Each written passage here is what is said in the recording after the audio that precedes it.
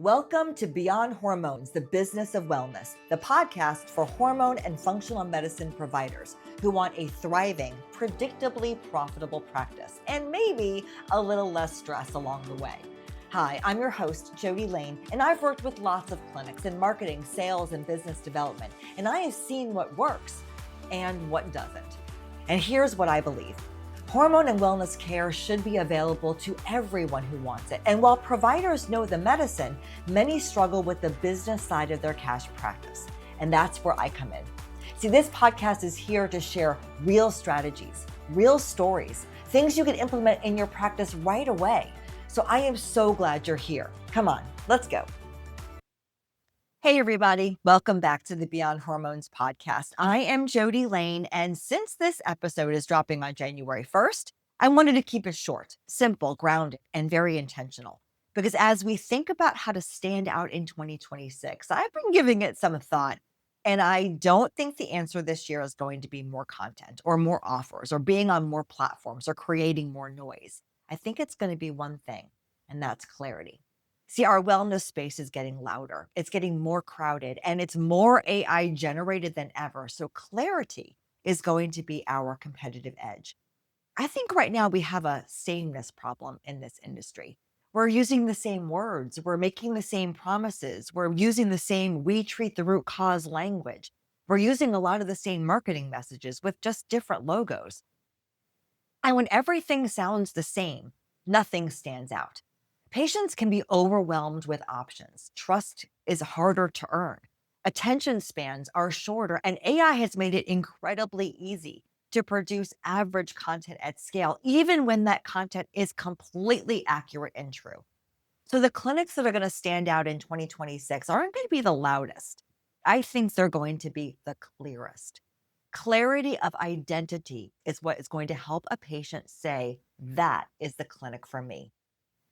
Now, let me be clear, because clarity is not just branding. It's actually knowing who you are and why you exist. It's being clear about who you help specifically, who you aren't going to help, what you believe, how you practice, and what you're unwilling to compromise on. It's having the courage to sound different, even if that means not being the right choice for everyone.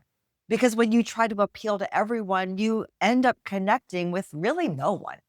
Clarity makes everything in your clinic easier. It definitely makes marketing more specific. It can make your consults feel more confident on both sides of the desk. Teams can get more aligned, decisions can get lighter, and referrals definitely get stronger.